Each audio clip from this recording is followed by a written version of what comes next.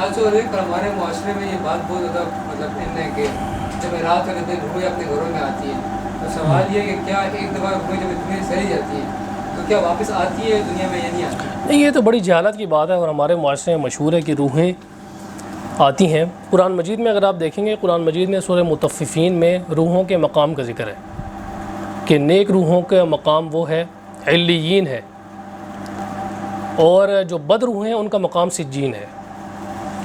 اب یہ دو مقام ذکر کر دیے۔ اب اس کا مطلب کیا ہے؟ اس کا مطلب یہ ہے یعنی جب روح ایک دفعہ نکل جاتی ہے جسم سے تو نیک روح نیک مقام پر چلی جاتی ہے اور بری روح برے مقام پر چلی جاتی ہے۔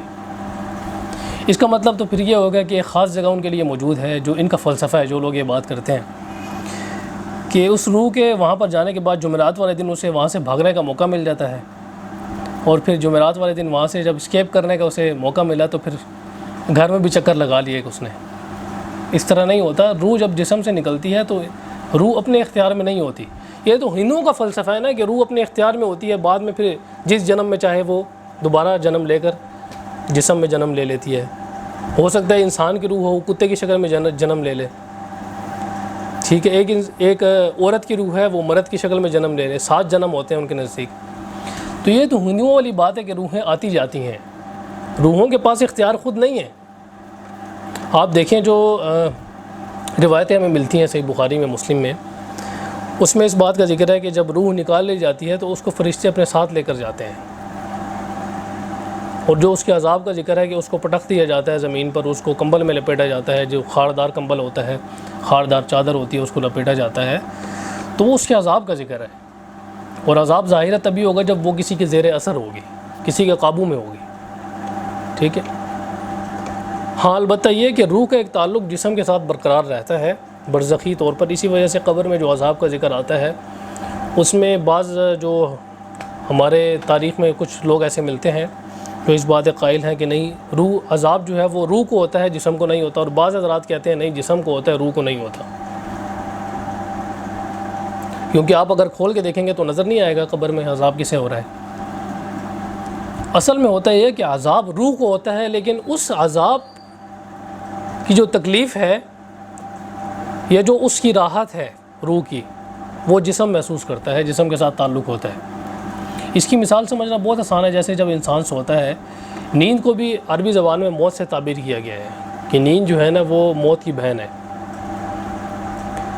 جب انسان سوتا ہے تو اس کے جسم سے ایک قسم کی روح نکل جاتی ہے، ٹھیک ہے۔ تو آپ یہ دیکھیں کہ جب انسان سوتا ہے، خواب انسان دیکھتا ہے، تو اس خواب کو انسان بالکل اسی طرح اس کو آبزرو کرتا ہے یا اس کو اس طرح محسوس کرتا ہے کہ جس طرح وہ اصل میں اس کے ساتھ ہو رہا ہو۔ اسی وجہ سے جب خواب زیادہ خطرناک ہو یا اپنے مزاج کے خلاف ہو تو انسان ایک دم ڈر کر بیٹھ جاتا ہے کہ یہ میرے ساتھ کیا ہو گیا ہے۔ تو جب ایک سویا ہوا بندہ اپنے خواب میں ہونے والی چیز کو محسوس کر سکتا ہے، اچھی بری چیز کو، بعض لوگ کروڑ پتی بن جاتے ہیں، بعض لوگ مر جاتے ہیں بیچارے خواب میں، جب اٹھتے ہیں تو پھر وہ شکر ادا کرتے ہیں کہ ہم تو زندہ ہیں بھی۔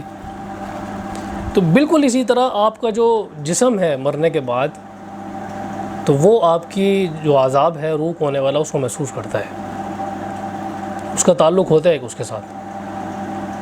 تو بس اتنی سی بات ہے اس سلسلے میں۔ باقی یہ بات کہ روحیں آتی ہیں گھروں میں، بالکل فضول سی بات ہے، اس طرح کی کوئی ہمیں قرآن و حدیث میں بات نہیں ملتی۔ اچھا، اور بعض لوگ یہ بھی کہتے ہیں کہ جمعرات والے دن آ کر ثواب چنتی ہیں وہ، اسی وجہ سے وہ یہ کہتے ہیں کہ یہ سارے ثواب جمعرات والے دن کرنا چاہیے، اور گھروں کے چکر لگاتی ہیں، جو کوئی دیکھتی ہیں وہاں پر آ کر کہ کیا کچھ ہو رہا ہے۔ اسی وجہ سے بعض لوگ جمعرات والے دن اہتمام کرتے ہیں سارے ثواب کا۔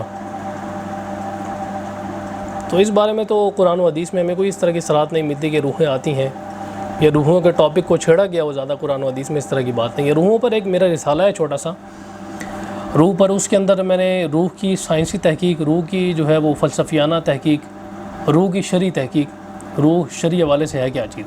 قرآن مجید نے تو اس بات کو ختم کر دیا اس موضوع کو۔ وَيَسْأَلُونَكَ عَنِ الرُّوحِ، لوگ آپ سے روح کے بارے میں سوال کرتے ہیں، آپ فرما دیجئے کہ روح امر ربی ہے، میرے رب کا حکم ہے۔ رب کا حکم کہہ کے اللہ تبارک و تعالی نے اس بات کو ختم کر دیا۔ اب اس میں کھود کرید کرنا اور اس میں اپنی طرف سے فلسفیانہ چیزیں شامل کرنا کہ روح آتی ہے اور یہ کام کرتی ہے اور یہ کرتی ہے، اس کے لیے کسی دلیل کے ہونے کی ضرورت ہے، اس کے لیے ہمارے پاس کوئی دلائل نہیں ہے۔ تو اس وجہ سے اس طرح کی باتوں میں نہیں پڑنا چاہیے۔